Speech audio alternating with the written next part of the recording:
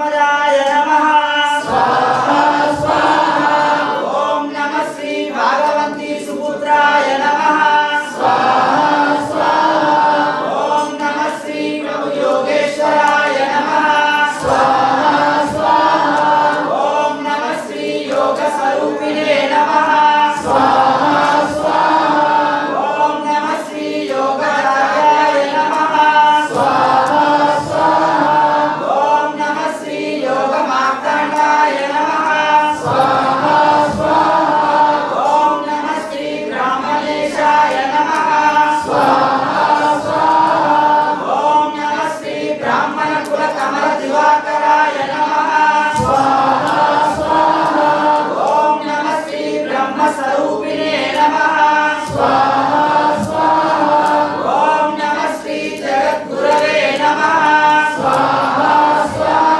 स्वाहा स्वाहा ओम नमः श्री उदानाधिपतये नमः स्वाहा स्वाहा ओम नमः श्री अवनाधिपतये नमः स्वाहा स्वाहा ओम नमः श्री पाप विनाशने नमः स्वाहा स्वाहा ओम नमः श्री ज्ञान प्रकाशने नमः स्वाहा स्वाहा ओम नमः श्री सर्गाधिपतये नमः ओम नमः श्री रामलाल विश्वभर्ते नमः स्वाहा स्वाहा ओम नमः श्री रामलाल ब्रह्मदेवाय नमः स्वाहा स्वाहा ओम नमः श्री रामलाल परमेश्वराय नमः स्वाहा स्वाहा ओम नमः श्री रामलाल ईश्वराय नमः स्वाहा स्वाहा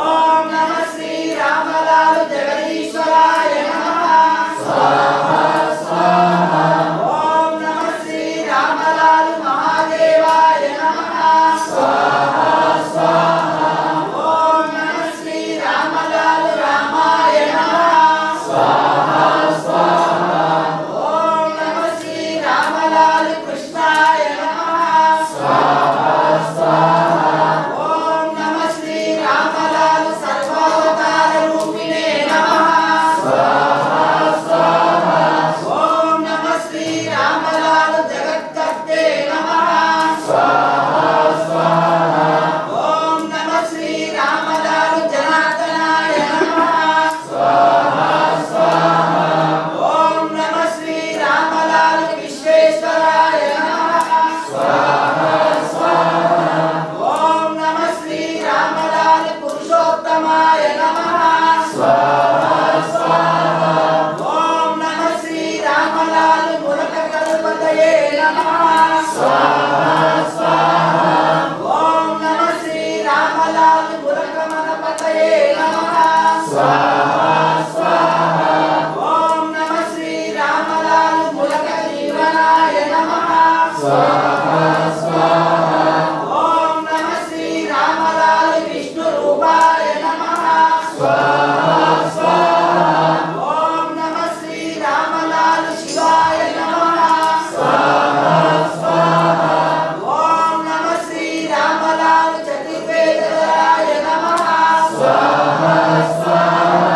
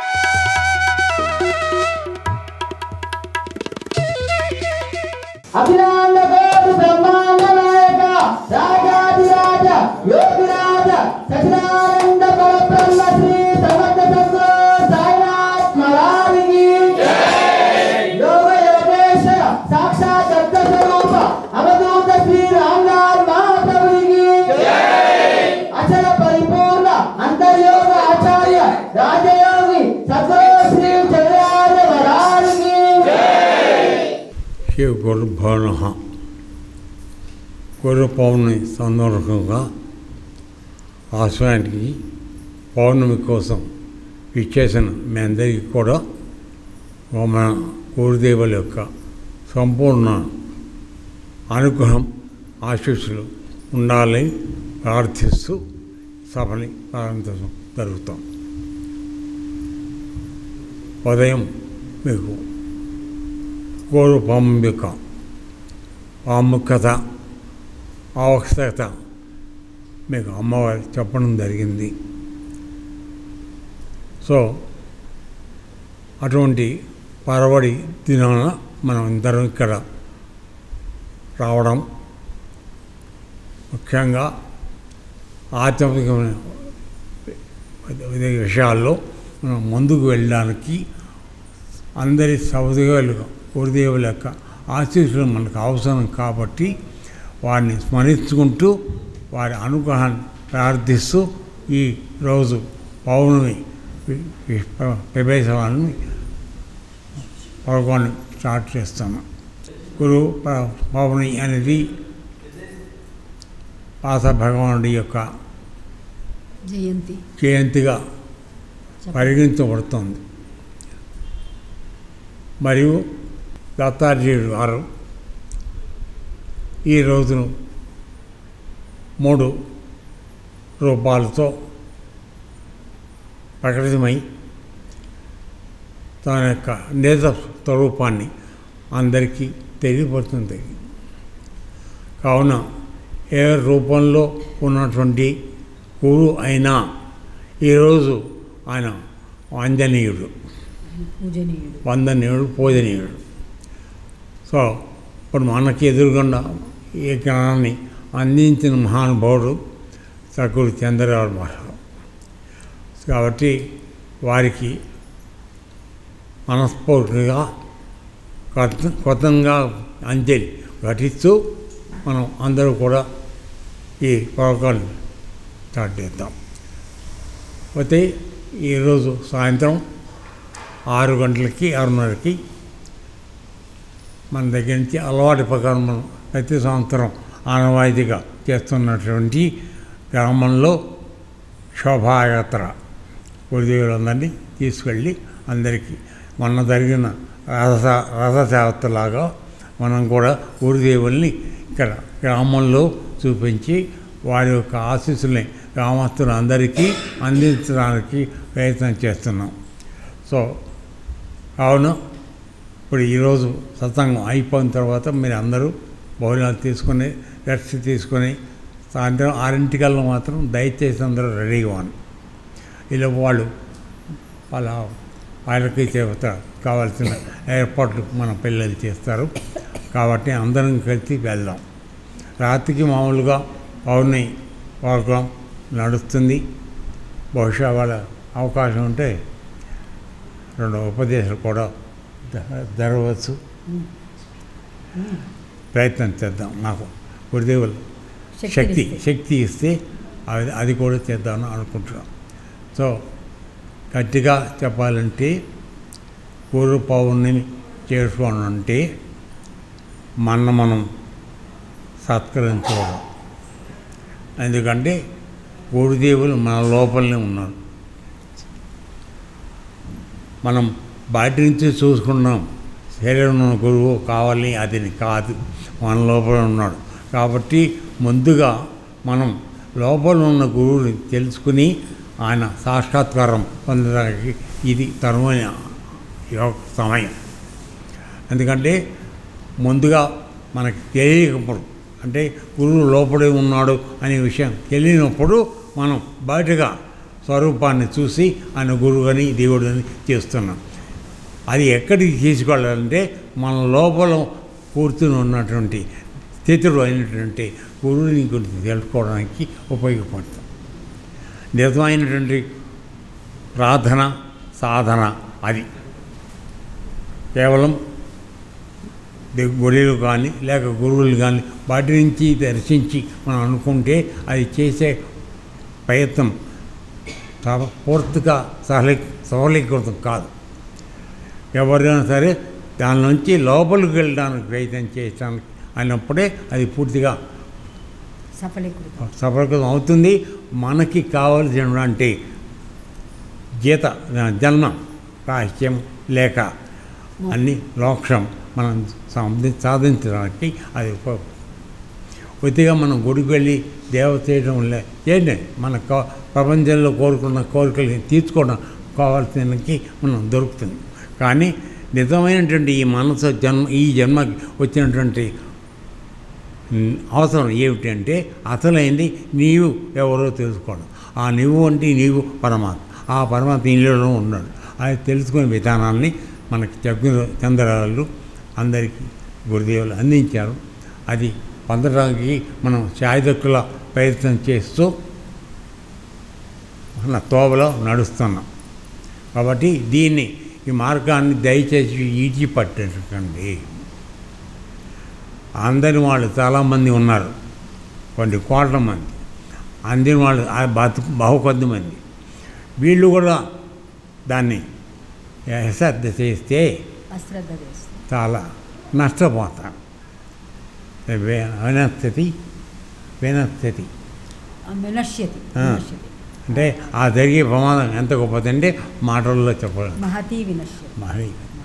సో అందుకని ఆ విధంగా మనం చేస్తున్న ఈ ప్రయత్నాన్ని కొనసాగిస్తూ గురుదేవుల సేవ చేసుకుంటూ మనం ఉద్ధరించుకోవడానికి శాఖలతో ప్రయత్నం చేద్దాం.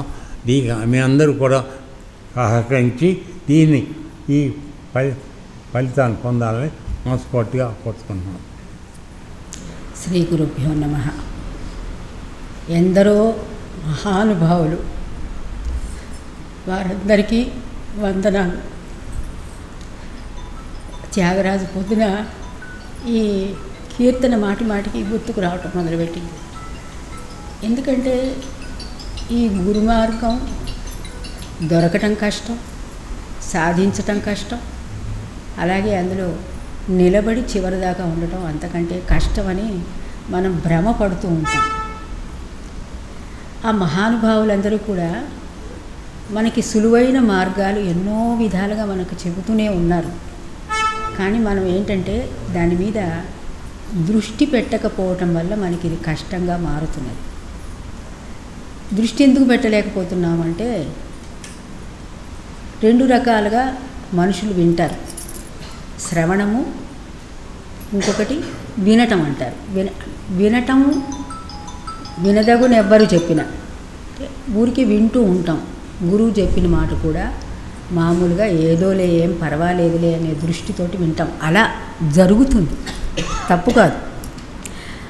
అది లోతుగా విని దానిని సాధనలోకి తీసుకురావాలి అని ఆ గురువులు, ఆ మహనీయులు, ఆ మహానుభావులు ఎంతగానో మనకి చెబుతూనే ఉన్నారు. ఎన్నో గీతలు, భగవద్గీత రాశారు, వశిష్ఠ గీత రాశారు, తర్వాత గురుగీత చెప్పబడింది, తర్వాత దత్తాత్రేయ గీత ఉన్నది, అనేక గీతలు. అంటే రే బాబు, ఈ గీత దాటి వెళ్ళకురా, ఇది సేఫ్ జోన్. మనం అనుకుంటాం కదా సేఫ్ జోన్ అని చెప్పి, ఈ గీత దాటి వెళ్తే నీకు కష్టం రా, ఈ గీత లోపలే ఉండి దీన్ని నేర్చుకోమని చెప్పి అనేక రకాలుగా మనకి ఉద్బోధిస్తూనే ఉన్నారు వాళ్ళందరూ కూడా. కానీ మనకేంటంటే చిన్నప్పటి నుంచి కూడా ఎవరైనా కానీ ఏదన్నా చెయ్యొద్దు అంటే అది చేసే అలవాటు మనకి చిన్నప్పటి నుంచే వస్తుంది, ఎందుకో తెలియదు, సహజంగానే వస్తుంది. సో అందుకని ఆ గురువులు ఎంతగా నెత్తి కొట్టుకుని వాళ్ళ యొక్క జీవితాలని అర్పణ చేసినా మన తోలు మందం కాబట్టి మనం దానిని గ్రహించుకోలేకపోతున్నాం. ఈ గురు పౌర్ణమి నాడు ఆ గురువులు పడినటువంటి కష్టం మన కోసం. ఆ భారతం రాయటం ఎంత కష్టమండి. ఆ వేదాలన్నిటినీ, ఆ వేదరాశినంతా విడదీసి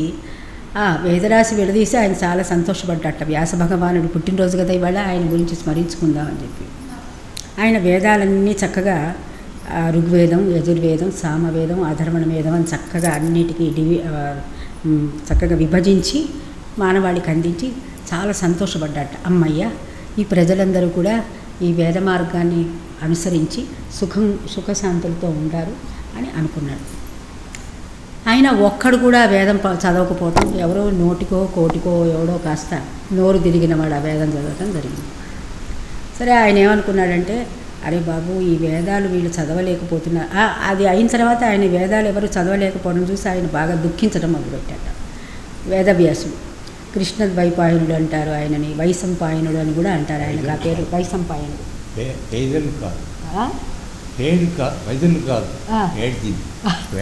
ఆయన వ్యాసుడే ఏడ్చానని చెప్పాను. వ్యాసుడే ఏడవటం మొదలుపెట్టాడు.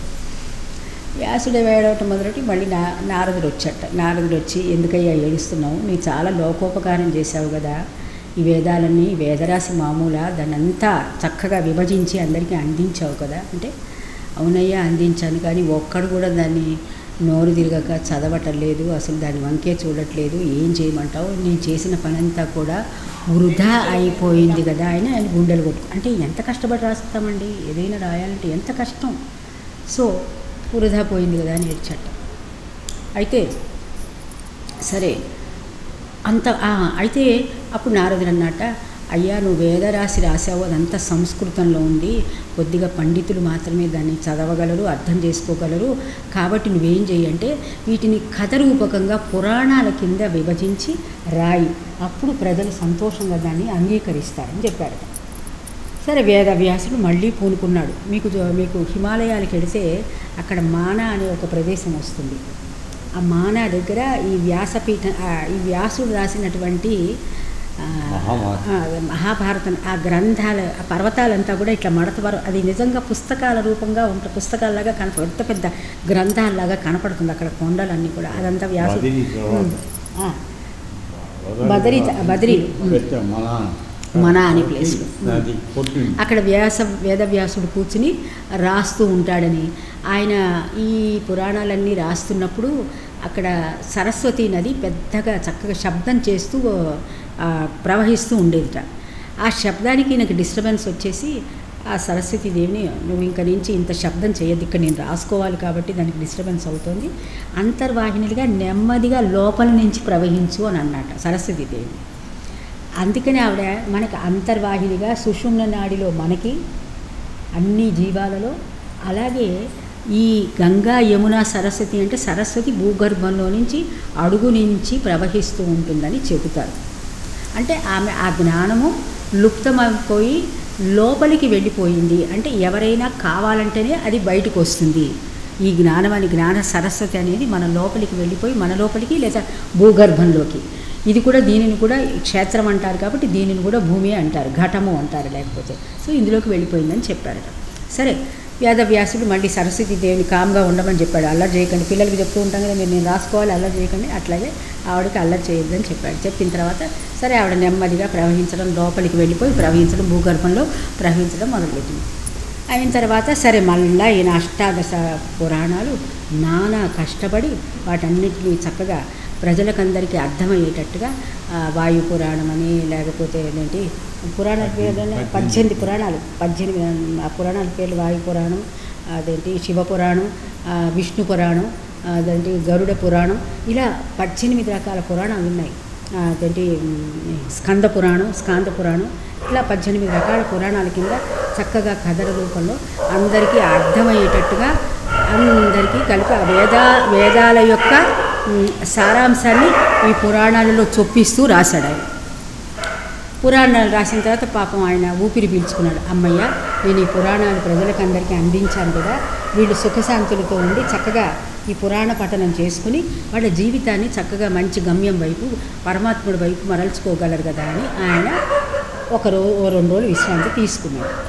తీసుకోగానే ఏమైంది, ఎవ్వడూ ఈ పురాణాలు చదవటం కానీ ఆ పురాణాలని ఆచరణలో పెట్టడం కానీ, పెద్దలు ఎప్పుడైనా పురాణం చెబితే నువ్వు ముసలాడివయ్యా ఈ పురాణం పాతకాల పురాణం వచ్చి చెబుతున్నావు, మాకు ఇవాడ రేపు ఇవన్నీ పనికిరావు, ఇవన్నీ పాతకాలంవి, మేము ఇవన్నీ ఎక్కడ పాటిస్తాం, మా వల్ల కాదు, మా పరుగులు మాకే, మా ఇష్టం మాకే, మా కష్టం మాదే, ఇవన్నీ మాకు అక్కరలేదు అని చెప్పి ప్రజలు వాటిని అన్నిటినీ పక్కన పెట్టేసి వాళ్ళ బతుకు వాళ్ళు బతకటం మొదలుపెట్టారు.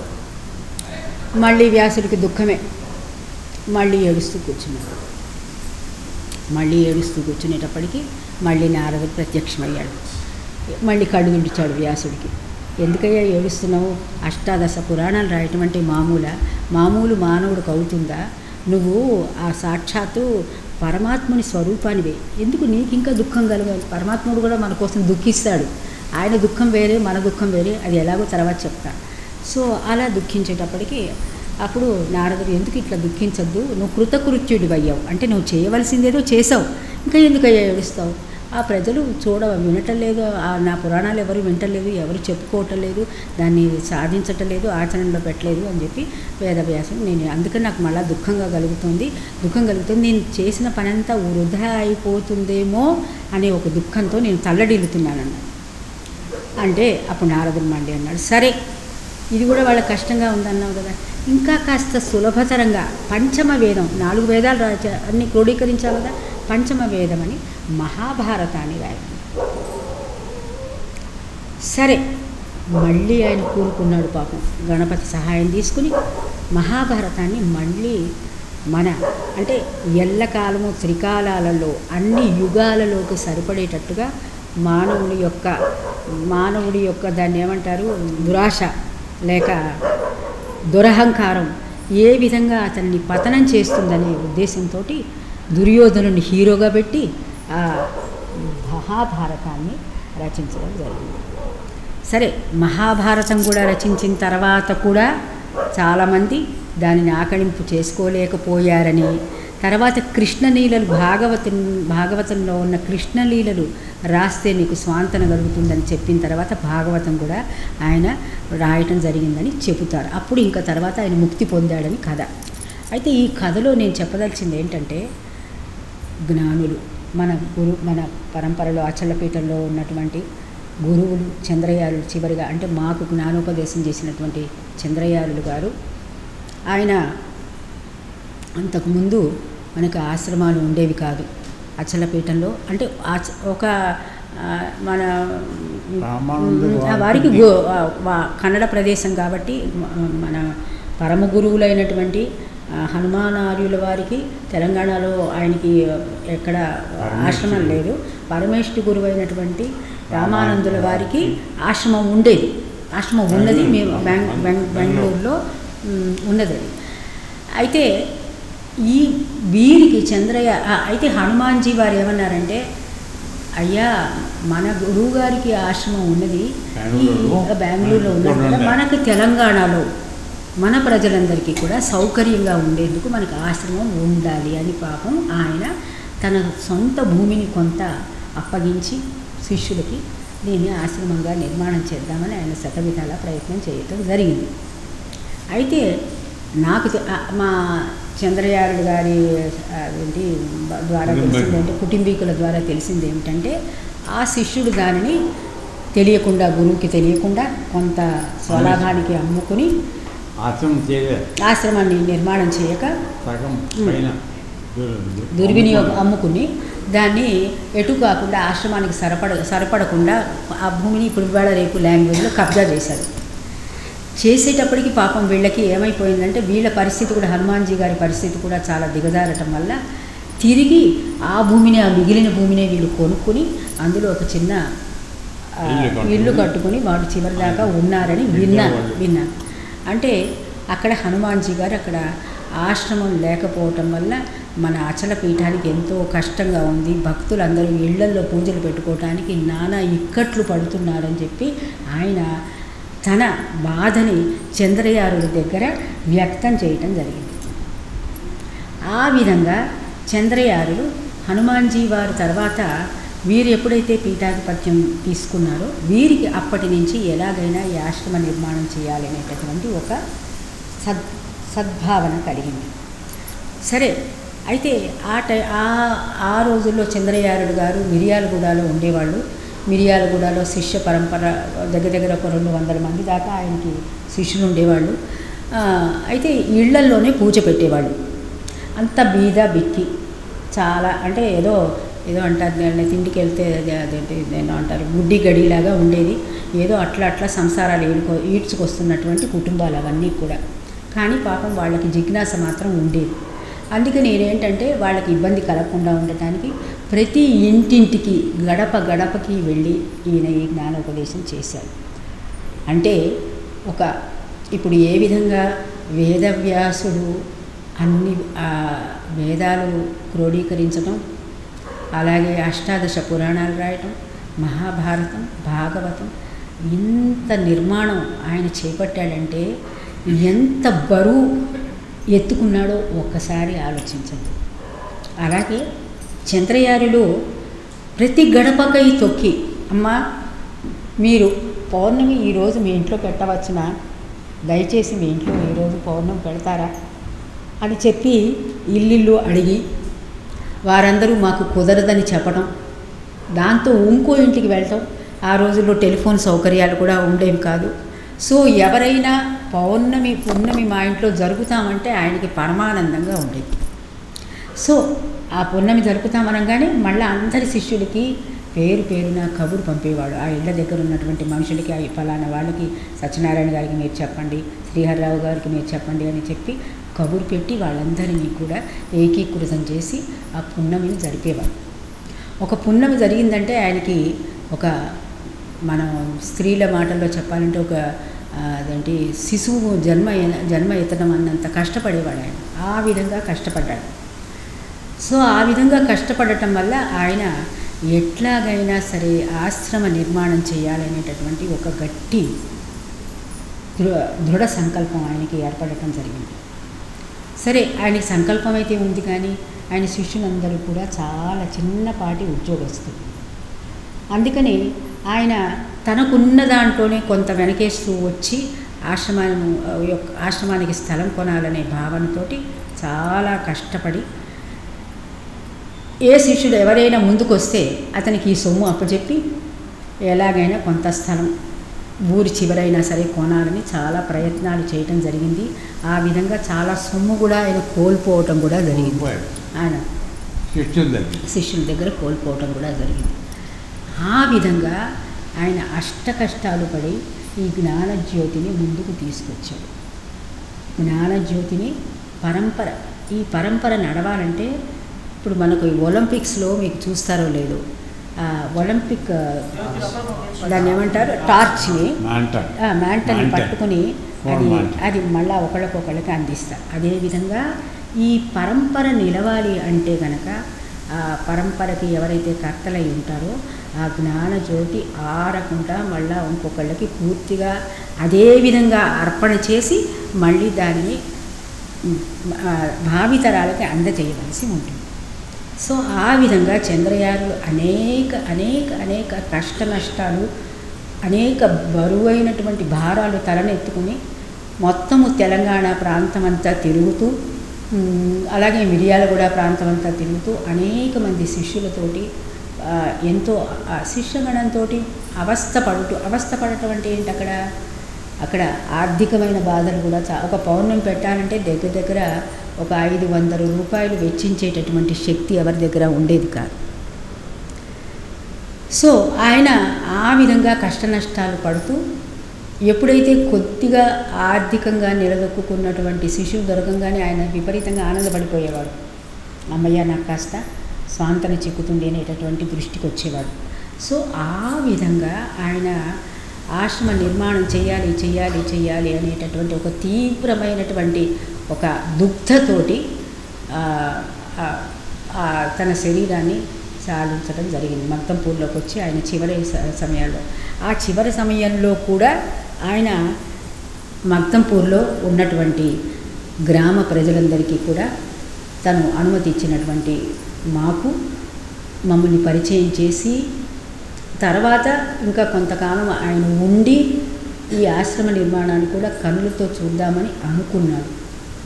కానీ దురదృష్టవశాత్తు మేము ఆయన పౌర్ణమి రోజు మా తారీఖు నిర్ణయించి ఆ రోజు పౌర్ణమి ఉంటుందని మాకు కబురు పెట్టిన తర్వాత ఆయన ఈ లోపలే దేహాన్ని త్యజించటం జరిగింది. సో ఆ విధంగా అంటే ఇది ఎందుకు చెబుతున్నానంటే మనకి ఆ గురు పరంపర కర్తలందరూ ఎంతో కష్టపడి పూనుకుని ఒక ఆశ్రమం అంటూ ఉంటే మీ అందరికీ ఉండటానికి ఒక నెలవ ఉంటుంది, మీరు జ్ఞానాన్ని సాధించడానికని ఒక సాధన కింద ఇది ఉపయోగపడుతుంది. ఒక నెలవంటే ఏంటి, ఇప్పుడు మనకు ఇంట్లో మీ అందరికీ తెలుసు, కొంతమందికి ఒక రూమ్లోనే ఉండేవాళ్ళు ఉంటారు, కొంతమందికి 2 రూములు ఉంటాయి, కొంతమందికి అసలు ఆ ఆచ్ఛాదన కూడా లేకుండా పిల్లలు అందరూ ఒకే దగ్గర ఉంటూ ఉంటారు. చంద్రయాన టైంలో అందరూ గుడిసెలో కూడా ఉండేవాళ్ళు. సో అటువంటి టైంలో ఈ సాధన బహు కష్టతరమైనదని, ఈ సాధనకి సరి అయినటువంటి సదుపాయాలు లేవని ఆయన ఆశ్రమ నిర్మాణం ఎట్టి పరిస్థితుల్లో జరగాలని చెప్పి పట్టుదల పట్టినటువంటి సందర్భంలో మనకి అదృష్టవశాత్తు మక్తంపూర్లోనూ అలాగే ఇక్కడ కూడా ఎంతో ఉన్నంతలో అన్ని వసతులు కలిగిన ఆశ్రమం నిర్మాణం జరపబడింది. మన పూర్వీకులు ఎవరైతే ఉన్నారో, పూర్వీకులు అంటే ఆశ్రమంలో ఇంతకు ముందు ఉన్నటువంటి సభ్యులు, ఇంతకు ముందు ఉన్నటువంటి శిష్యులు, వాళ్ళు చేసినటువంటి ఉపకారం, వాళ్ళు చేసినటువంటి సహకారం వల్ల సరే కాలక్రమేణా పరిస్థితుల రీత్యా చాలామంది వెళ్ళిపోవటం జరిగింది ఆశ్రమం. లేకపోతే ఈ సాధనలో ముందుకు వెళ్ళలేకపోవటం వల్ల, లేకపోతే కుటుంబ కార్యక్రమాల వల్ల, లేకపోతే మళ్ళీ ప్రాపంచిక ప్రలోభాలలో పడిపోవటం వల్ల చాలామంది ఆ సేవ కొంతకాలం చేసిన వాళ్ళు వెళ్ళిపోవటం జరిగింది, ఆశ్రమం నుంచి వెళ్ళిపోవటం జరిగింది. కాబట్టి ఇప్పుడు మనం అనుభవిస్తున్నటువంటి ఈ ఆశ్రమాన్ని మనం అందరూ కూడా మన పూర్వీకులు అని ఎందుకు అంటున్నానంటే, ఆశ్రమం నుంచి ఏదో కారణాల వల్ల విడిచిపోయిన వాళ్ళ సహాయ సహకారాల వల్లే ఇంతవరకు నిలబడిందని మనం తెలుసుకుని, దీనివల్ల మనం ఏ దృక్పథంతో ఈ ఆశ్రమ నిర్మాణం చేశాము, ఇంట్లో ఇదే పౌర్ణమి పూజ పెట్టుకుంటే మనకి ఎంత కష్టతరమైనగా ఉంటుంది. అలాగే మనకి విడిగా ఇంట్లో కూర్చుంటే సాధనకి ఎన్ని అవరోధాలు ఉంటాయో అదే ఆశ్రమంలో సాధన సామూహికంగా జరిగినప్పుడు అందరితో పాటు మనం కూడా ఉత్సాహంగా ఏ విధంగా ముందుకు వెళ్ళగలమో మీరందరూ చూస్తూనే ఉన్నారు. కాబట్టి దీని విలువని, ఈ ఆశ్రమం విలువని కాపాడుతూ, విలువని కాపాడటం అంటే ఆశ్రమంలో నలుగురు వచ్చి సాధన చేసినప్పుడే ఆ ఆశ్రమం యొక్క శక్తి పెరుగుతుంది కదా. ఆశ్రమం యొక్క కళా శక్తి అది అనేక రకాలుగా ఏంటి ప్రపంచానికి జ్ఞానజ్యోతిగా మారటానికి ఇప్పుడు రామకృష్ణ మఠం అంటే మనకి ప్రపంచం మొత్తం అందరికీ తెలిసినటువంటి మఠం. అలాగే మన ఆశ్రమం కూడా అలాగే అంత గొప్ప వృద్ధిలోకి రావాలని, చిన్న చిన్న అసౌకర్యాలకి బాధలకి లోను కాకుండా మీరందరూ సంపూర్ణ సహకారాలతోటి ఈ ఆశ్రమంలో చెప్పేటటువంటి బ్రహ్మ విద్యకు అర్హత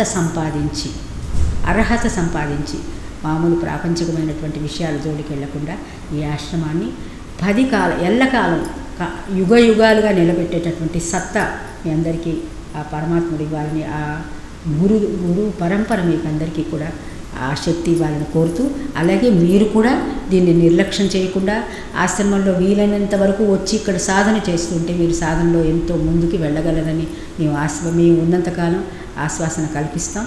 కాబట్టి చిన్న చిన్న విభేదాలే కొద్దిగా నెమ్మదిగా ఆలోచిస్తే అవన్నీ కూడా అనవసరమని మనకు తెలుస్తాయి. ఆ విధంగా మనమందరం ముందుకు వెళతాం. ఇది ఆశ్రమాన్ని గురించినటువంటి విషయం. ఇకపోతే వ్యాస భగవానుడు మీకు పొద్దున ఈ గురు పౌర్ణమి విషయంగా వ్యాస భగవానుడు ఈరోజు బ్రహ్మసూత్ర ఇంకా నేను చెప్పలేదు, ఆయన అష్టాదశ పురాణాలు వేదాలను విభజించడం, అష్టాదశ పురాణాలు రాయటం, తర్వాత భగవద్గీత కూడా ఆయన రూపకల్పనే, తర్వాత భారతం భాగవతం కాకుండా ఆయన బ్రహ్మసూత్రాలు కూడా రాశాడు వ్యాసుడు. ఈ బ్రహ్మసూత్రాలు ఈరోజు రాయటం ఆయన మొదలుపెట్టాడు. అయితే మొదటి బ్రహ్మసూత్రం ఏంటి అంటే అధతో, సంస్కృతంలో ఉంటుంది ఇది, అధతో బ్రహ్మ జిజ్ఞాసు అంటే దానికి తెలుగు అనువాదం చెప్తా. అప్పుడు బ్రహ్మ జిజ్ఞాస కలిగింది. ఇదేం బ్రహ్మసూత్రం? దాని తెలుగు అర్థం ఏంటంటే అధతో బ్రహ్మ జిజ్ఞాసు అంటే దానికి తెలుగు అర్థం ఏంటంటే అప్పుడు బ్రహ్మ జ్ఞానము యందు జిజ్ఞాస అంటే కోరిక కలిగినది. సో ఎప్పుడు మనకి బ్రహ్మజ్ఞానం కావాలనేటటువంటి విషయం తెలుస్తుంది, ఎప్పుడు మనం ఈ జ్ఞానానికి రావాలనేటటువంటి కోరిక కలుగుతుంది అనేది మీరందరూ కూడా మీరు ఎందుకు ఆశ్రమానికి వచ్చారు, ఎప్పుడు ఈ జిజ్ఞాస మీకు కలిగింది అనే విషయం చెబితే దీనంతా క్రోడీకరిస్తూ ఈ వ్యాస భగవానుడు రాసినటువంటి ఆ చిన్న మాటకి బ్రహ్మసూత్రం అంటారంటే, సూత్రం అంటే ఒక చిన్నగానే ఉంటుంది, దానికి ఎంత నిగూఢమైన అర్థం ఉందో మనం తెలుసుకోగలం. సో కాబట్టి ఒక్కొక్కళ్ళు మెల్లగా వచ్చి అసలు ఈ జిజ్ఞాస ఎందుకు మీకు మొదలైంది, ఈ బ్రహ్మజ్ఞానం కావాలని, లేకపోతే ఈ ఆత్మజ్ఞానం కావాలని, పరమాత్మ జ్ఞానం కావాలని, లేకపోతే అధ్యాత్మ జ్ఞానం కావాలని మీకు ఎప్పుడు అనిపించింది, ఏ సంఘటన వల్ల మీరు ఇటువైపు తిరిగారు అనేది చెప్తే బాగుంటుంది. అందరూ తలా ఒక మాట నడుచుకుంటూ దూరమే ఉండేది. ఇక్కడ నుంచి మన ముందు దూరం ఉంటుంది, అక్కడ తీసుకుపోయి గండ తీసుకొని వస్తుండే. అంటే దాని విధానం ఏంటో మాకేం అర్థం కాకపోవని ఎటువంటి గండ లేకుండా ఆరోగ్యంగా ఉండాలి అనే ఉద్దేశం. అసలు భగవంతుడు అనేవాడు ఉంటే ఏం మాట్లాడకుండా ఎప్పుడు అదే గుంటలో ఉండి మనకేం ప్రయోజనం, మనకి ఏంటైనా అవసరానికి రావాలి కదా, అక్కడనే ఉండి చూస్తే మన గండాలు ఎట్లా అవుతాయి అని నేను అనుకునేటప్పుడు. భగవంతుడు అనేవాడు ఉన్నాడు అనేది అయితే ఒకటి తెలిసింది. దీన్ని ఏ విధంగా తెలుసుకోవాలనే జిజ్ఞాసతోటి నాకు చిన్నప్పటి నుంచి మా స్కూల్ పోతున్నప్పుడే చిన్నపిల్లవాడు నాతోటి వచ్చారు రఘురాములని. ఆయన నేను ఇద్దరం రామాయణం స్టార్ట్ చేసాం, రామాయణం చెప్పుకోవడం స్టార్ట్ చేసాము. దాని ద్వారా భగవంతుడు అనేవాడు ఒకడు ఉన్నాడు, కానీ ఎన్నడూ తెలుస్తుందో అది జిజ్ఞాసతోటి ప్రారంభమైంది. సో మీకు ఆ గండదీపం పునాది అక్కడ పడింది. నాకు ఎంతో కష్టంలో ఉండేది. ఇంత నాకు సాప్ అవుతాను కొంచెం ఏమనకుండా పొద్దున కూడా ఇచ్చి పెడతాను. ఒక్కొక్కసారి నాకు ఈ సాధన నాకు బాగా అనిపిస్తుంది. నేను ఈ సాధనలోనే ఉంటాను.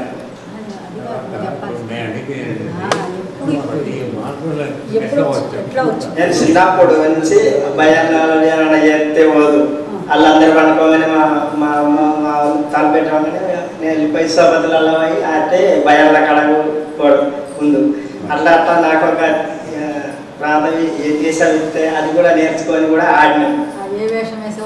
ఇది మన గమ్మగారి అది అలా ఆడినాం.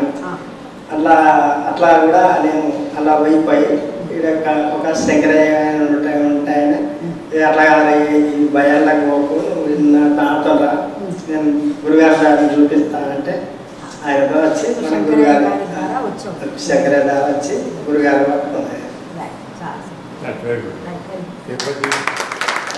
చెప్పడం జరిగింది. ఆ తర్వాత నేను కూడా SSY చేశాను. కాకపోతే 2 years తర్వాత ఉపయోగి ఆత్మకథ పుస్తకం చదివాను నేను. చదివిన తర్వాత అది నా జీవితాన్ని మార్చేసింది. ఆ పుస్తక స్ఫూర్తితోని బాబాజీకి వెళ్ళి మిత్రుడు అతన్ని కలవడం జరిగింది. అప్పటికే అతడు ఇక్కడ వస్తున్నాడు అన్నమాట. ఇట్లా వస్తుంది రండి అది అని చెప్పి తీసుకురావడం జరిగింది. వచ్చిన తర్వాత ఇక్కడ జీవితం మాత్రం చక్కగా ఉంది. ఇక్కడికి వచ్చారు. Thank you. నేను లాక్డౌన్లో టీవీ భక్తి ఛానల్ ఇట్లాంటివి చూసేది చాలా బాగా. అయితే లాక్డౌన్లో ఒకరోజు ఏం ప్రోగ్రామ్ వచ్చింది. వచ్చి గురుగారి ప్రవచనాలనే ఉపదేశం ఇచ్చిన తర్వాత 3 నుంచి 5 సంవత్సరాల టైం పడితే దర్శనం కానీ అని అది మాత్రం నా మైండ్లో ఫిక్స్ అయిపోయింది. అది నాకు అయితే బాగుండు అని ఫిక్స్ అయినా అన్న అంతా చూడండి రెగ్యులర్గా చూస్తున్నాడు ఆయన ప్రోగ్రామ్ ఎప్పుడు వస్తుందని. తర్వాత అనుకోకుండా షాప్లో వెళ్ళి కూర్చుని మొత్తం కాలేజ్ కూర్చున్నాం. అయితే బాలరాజ్ అని మా ఊరు ఎండితోటి అతను వచ్చి ఆయన LIC ఏజెంట్ షాప్కి వచ్చి పాలసీ కోసం అని సరే చేద్దాం తిన్నాం. అయితే ఆ మాటలు బట్టి ఇట్లా మాకు షాప్లో నుంచి డల్గుందప్ప అంటే అయితే అక్కడ కొంచెం మంత్రకాలు ఉందన్నట్టు ఇట్లా చేద్దామని చేస్తారు ఇట్లా అంటే ఏమే అట్లాంటివి ఏమేమి వచ్చినా అవన్నీ ఏం పని చేయవు ఇట్లా రా అన్నాడు. సరే పోదామంటే కొంత ఎల్లుండి పౌర్ణమి ఉంది రా అన్నాడు. సరే వెళ్దామని అనుకోకుండా రెడీ అయిపోయాం. అసలు మేము అనుకోలేదు వస్తాను కూడా. సరే పోదాంలే అనుకోకుండా ఆ రోజు ఫోన్ చేసినా వచ్చేసాం. ఇక్కడికి వచ్చేసినాం. కుర్యానికి వచ్చేసినాం. కలిసిన తర్వాత సరే నెక్స్ట్ పౌర్ణమి రారా అన్నాడు అంతే. సరే అనుకోవడం వెళ్ళిపోయినాం. మళ్ళీ ఒకరోజు అప్పుడు ముద్దుపూర్లో అయింది పౌర్ణమి. అసలు మేము రావాలనుకున్నాం. ఆ రోజు మాకు ఒడివేయం వస్తాను మైండ్లో. అయితే ఆ రోజు అక్కడే ప్రోగ్రామ్ ఉంది కానీ అనుకోకుండా వచ్చేసాం మేము. వచ్చిన తర్వాత ఇక్కడ గురుగారిని కలిసి పని తీసుకుని పోయి వచ్చేసాం. రాత్రి ఉపదేశం ఇచ్చేసారు. అయితే దీనికి ముందే నాకు ఒక రోజు కళ వచ్చింది. నాకు రాత్రి కళ్ళలో వచ్చి ఇలా షాప్ నడుస్తలేదు ఇట్లా ప్రాబ్లం ఉంది అని అనుకుంటే ఒక ముసరాయిగా వచ్చిండు. అయితే ఇంతకుముందు మాకు ఉపదేశం గురువులా అని అనిపించింది అసలు. అయితే కాకపోతే మాకు తిరిగి కదా సరే అయితే రా అని చెప్పి వెళ్ళిపోయింది. ఇటు తిరిగేసరికి ముఖం చేంజ్ అయిపోయింది సార్ గడ్డ ముఖం. సరే ఎవరు అనుకున్నామో మర్చిపోయి కూడా కదా. తర్వాత బాగా రావడం జరిగింది. ఇక్కడ రావడం జరిగింది. ఉపదేశం వచ్చింది. అవన్నీ అయిపోయిన తర్వాత ఒకరోజు గురుగారి దగ్గర కింద కూర్చున్నాను. కూర్చునేసరికి పైన ఫోటో ఇట్లా అనుకోకుండా చూసి పైకి చూసేసరికి అక్కడ చంద్రయాల ఫోటో. ఈ ఫోటో ఎవరిది గురుగారు అంటే చంద్రయాల గురుగారు అన్నారు. నాకు కళ్ళకి వచ్చి ఈయన గురుగారు అది వచ్చి ఇలా పిలిచాడు అని అతను పిలిచి ఇక్కడ తీసుకోవడం జరిగింది. ఇట్లా ఫస్ట్ చిన్నప్పుడు నాకు కొంచెం చీకటి అయితే భయం వేసేది. ఈ గోడల మధ్యలో ఏముంది మధ్యలో ఏముంది ఎప్పుడు ఇట్లా డౌట్ వస్తుండే. అయితే ఒకరోజు కళ్ళు సైడ్ మెరుపులా వచ్చేసింది. ఇలాంటివి కూడా కొన్ని దీనికి ఆదేశం ఇలా నేను రావడానికి మాత్రం ఇట్లాంటి సంఘటనలు మరి గంగాయపు లాంటిది ఎక్కడ అక్కడ పోవాలి మరి అక్కడ పోయి చూడాలి దాన్ని అట్లా అనుకునేవాడిని. ఆ తర్వాత మా గురుగారు నాకు ఇంతకు ముందు ఉన్నారు గురుగారు ఆయన వేరే వాళ్ళ ఇంటికి వచ్చాను. ఇంటికి వస్తే అతను నాకు మా ఇంటికి గురుగారు వచ్చిండు కలవడానికి కలిసిన అంతే. అట్లా ఇక దాని నుంచి మేము ఆ గురువుగారి దగ్గరికి పోవడం రావడం జరిగింది. ఆయనతో నాకు 30 సంవత్సరాల అనుభవం. ఆ తర్వాత ఆయన యాక్సిడెంట్లో చనిపోయారు. తర్వాత మా ఆశ్రమం కూడా అంతా చిన్నభిన్నం అయిపోయింది. ఆ తర్వాత నేను ఈ అచల టీవీ, భక్తి టీవీ చూసేవాడిని. అట్లా దాంట్లో మీ ప్రవచనాలు వినడం చేయడం, దాంతో మీది ఇక్కడ దగ్గర రావడం జరిగింది. వచ్చిన తర్వాత ఇప్పుడు ఇక్కడ కూడా కంటిన్యూ మీ దగ్గరికి వస్తూ నడుస్తూ కాలక్షేపం చేస్తూ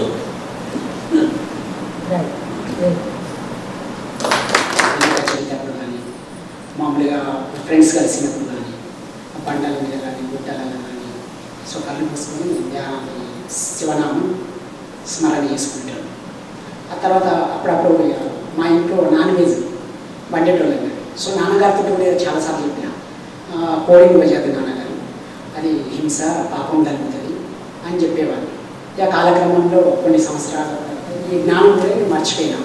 అయితే 2018లో నా అనారోగ్య రీత్యా చాలా పెయిన్ వచ్చింది అన్నట్టు. గాల్ బ్లాడర్ స్టోన్స్, ప్యాంక్రైటిస్ నుండి చాలా విపరీతంగా వచ్చి కరీంనగర్ కేర్ హాస్పిటల్ వరకు వెళ్ళిపోయాను.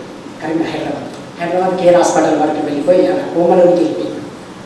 ఒక 2-3 రోజుల తర్వాత ఆ కోమలోకి వెళ్ళిపోయిన తర్వాత సాయిబాబా బండి ఉంటుంది కదా, పల్లెటూరులో తిరుగుతాయి. సో ఆ బండి నా కాళ్ళ కిందకి రావడం జరిగింది. సో అప్పటికి నేను సాయిబాబా నమ్ముకున్నాను, నా గురువుగారిని భావించుకున్నాను. సో నా గురువుగారు నాకు రావడం, నా పాదాల కిందికి రావడం ఏంటి అని సడన్గా కోమ నుంచి బయటికి రావడం జరిగింది.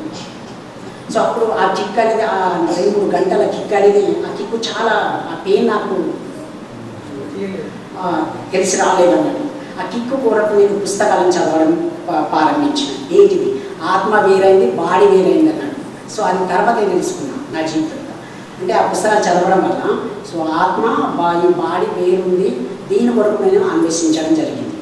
అయితే మా దగ్గరలో కరీంనగర్లో మాణికేశ్వరి మాత ఆశ్రమం ఉంది.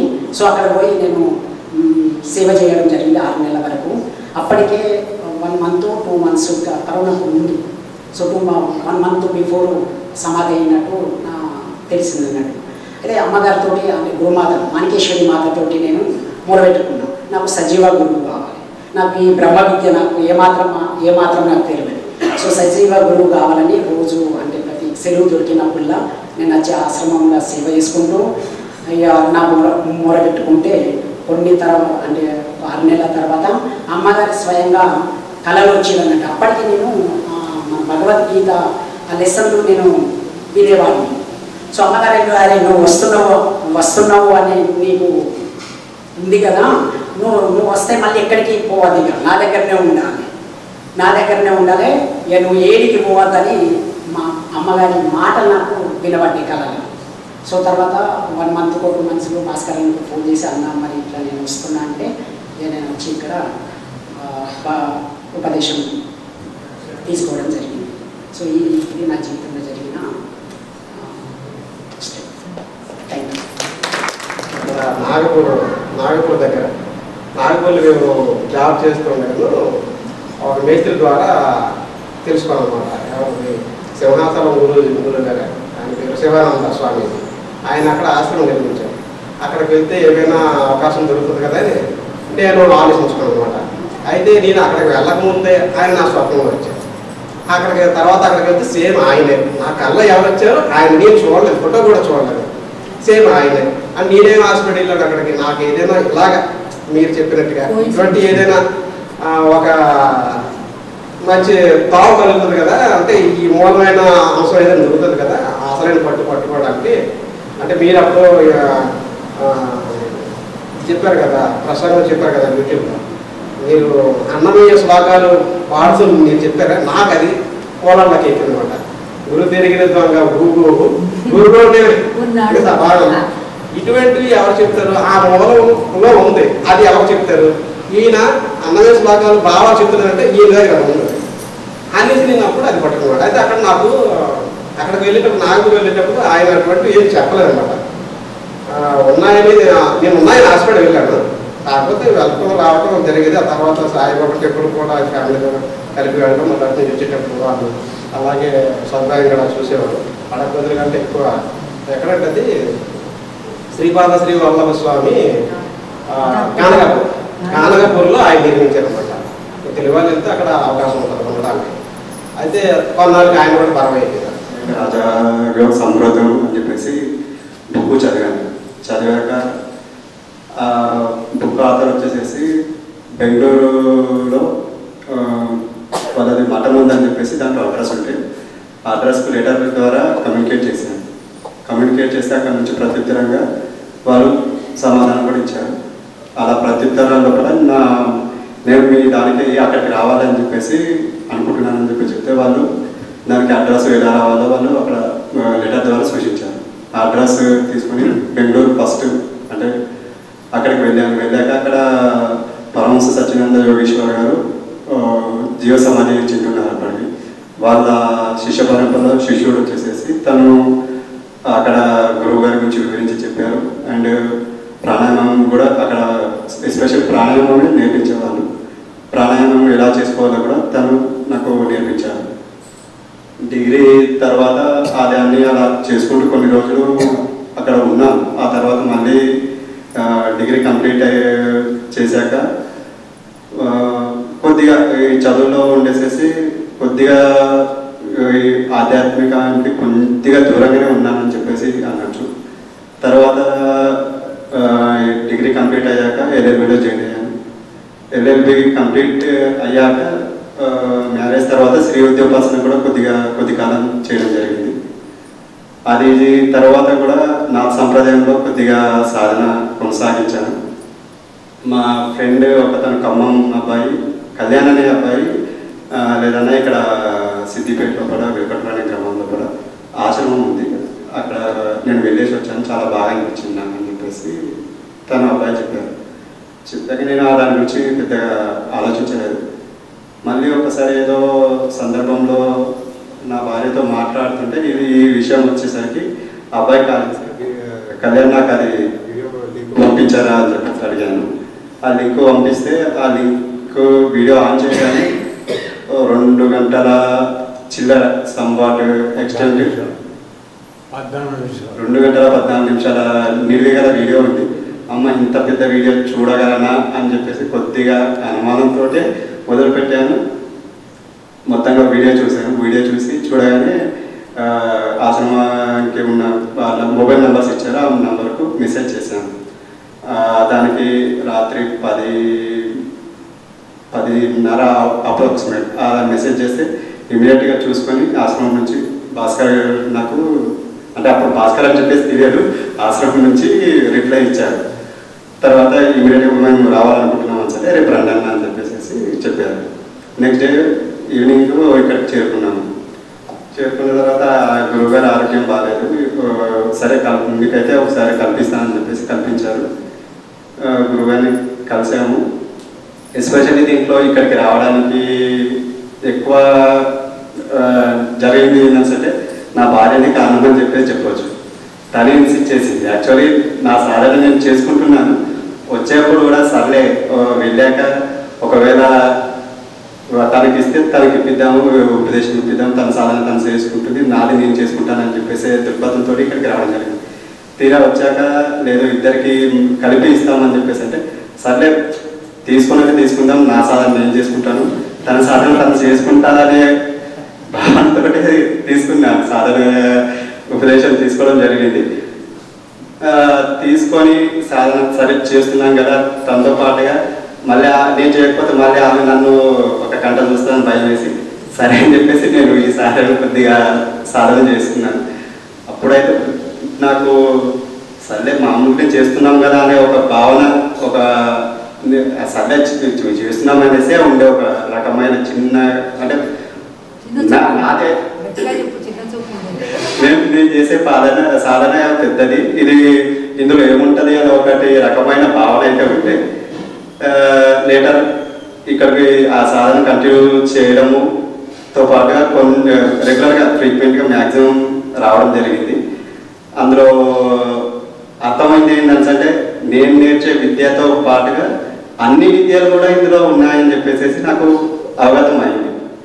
అందుకోసం అని చెప్పేసి మిగతా సాధనను కూడా పక్కన పెట్టి ఈ సాధనని ఇప్పటికైతే కంటిన్యూ చేస్తున్నాను. కంపల్సరీ నేనైతే ఈ సాధనను కంప్లీట్ చేయగలనని చెప్పేసి గురుకృపతో చేయగలనని చెప్పేసి ఆశిస్తున్నాను, కోరుకుంటున్నాను.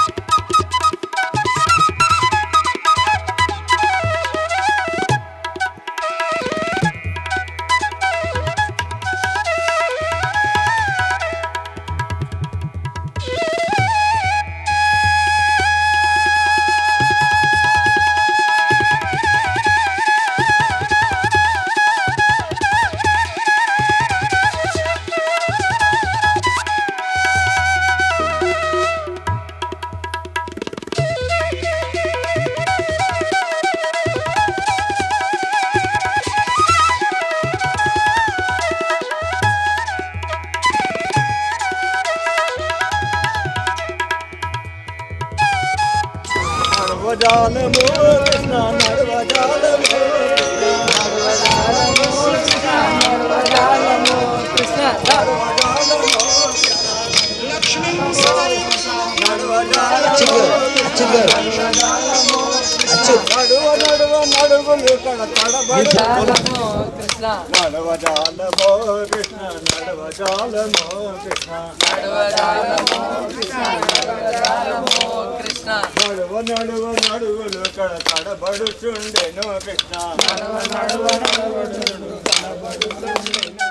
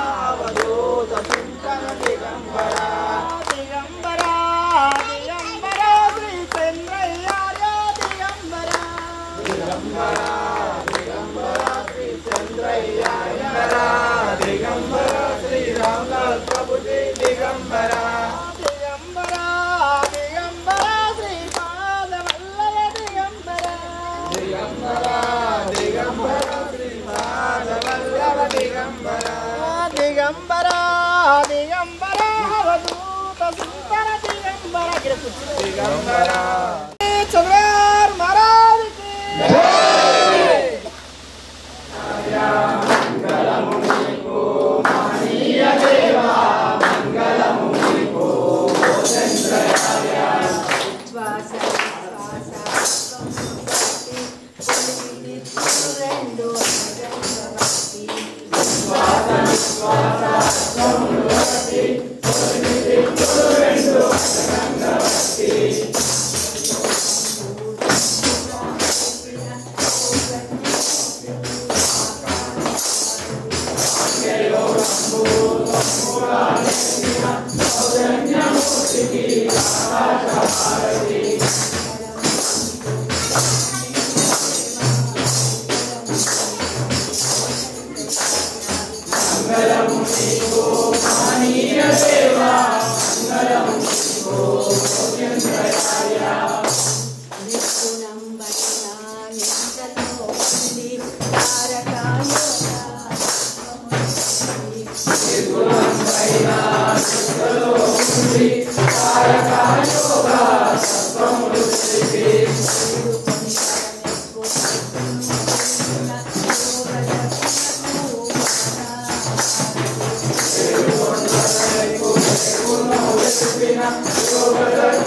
Krishna